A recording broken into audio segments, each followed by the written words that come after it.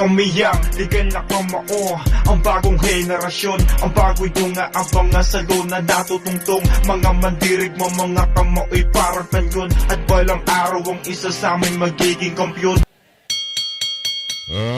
Ladies and gentlemen, this next bout is 6 rounds under super flyweight category, presented to us by Lord International Productions and Philippine Boxing Federation, sanctioned by the Games and Amusements Board Chairman, Attorney Francisco Rivera, Commissioners Angel Bautista and Manuel S. Plaza III, Chief of Pro Boxing and Other Contact Sports, Mr. Rodil Manaog.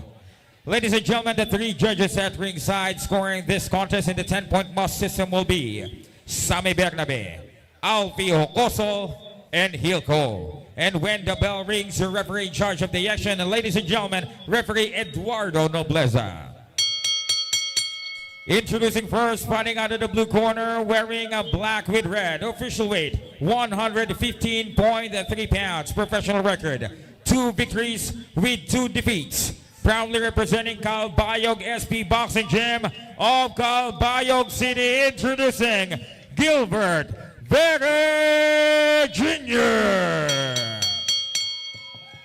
And his opponent across the ring, fighting out of the red corner, wearing black with white. Official weight 115.7 pounds. Professional record, an excellent one. 4 victories with 2 draws, with 1 of his victory coming by way of knockout, and he is undefeated.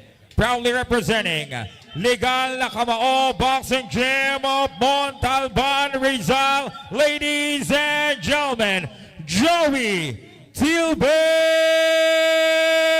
Jr. Once again, to give instructions, here's referee Eduardo Nobleza.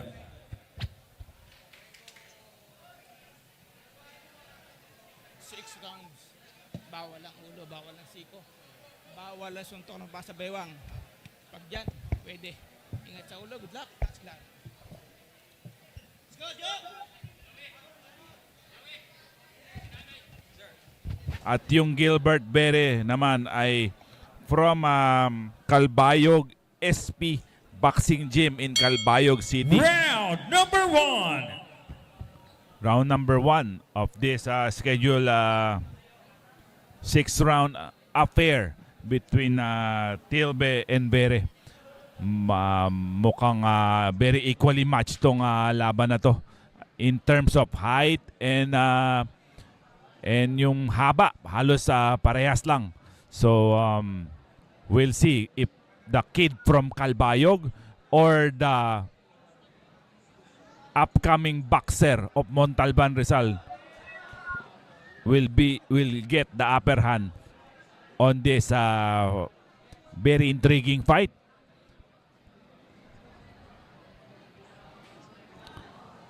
So yung update natin dun sa Michael Asuncion, I think he is okay at medyo nandun siya sa doctor's area to check everything if it's okay. Para double check lang para walang problema, no?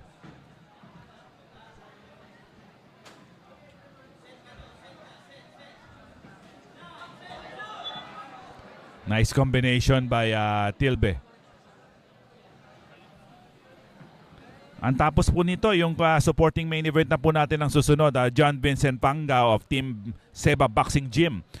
He will battle a very veteran, battle-tested Roel Rosia of RC Boxing Stable in Mandaluyong City. Tsaka yung main event po natin yung PBF Flyweight Championship.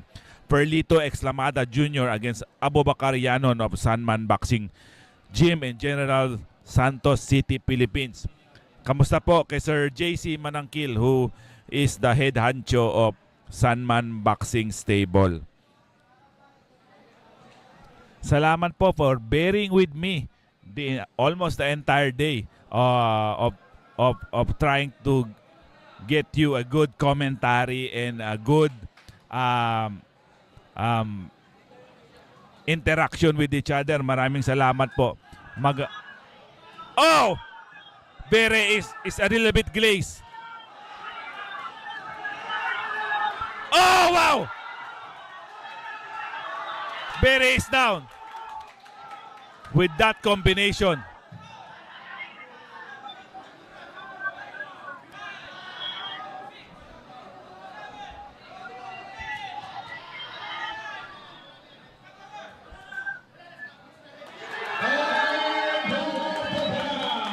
Wow.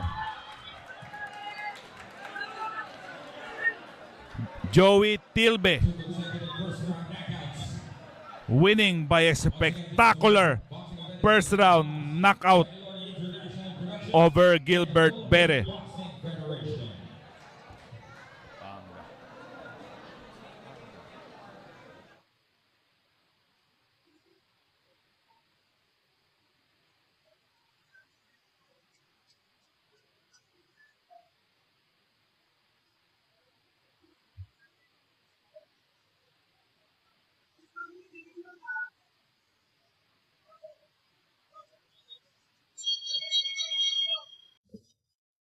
The blue man, number 10, 2 minutes and 35 seconds. All preparing first round here on the winner. Fighting the wrong knockout, the winner.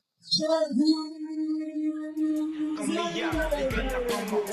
Ang bagong henerasyon, ang bagong dunga, ang pangasalo na natutungtong. Mga mandirig mo, mga kamoy parang panyon. At balang araw ang isa sa amin magiging kampyon. Ikay na pamao. Ang bagong henerasyon, ang bagong dunga, ang pangasalo na natutungtong. Mga mandirig mo, mga kamoy parang panyon. At balang araw ang isa sa amin magiging kampyon. Representative, kami ng Mundalban. Malamang sa malamang kami ay palaban. Walang inaatrasan, lahat pinapalagan. Pagtunog ng bell ay hudyat na ng digmaan. Kami yung mga boksingero na dedikado, nag-iensayo ng mabuti para manalo, para sa pangarap at makapunta sa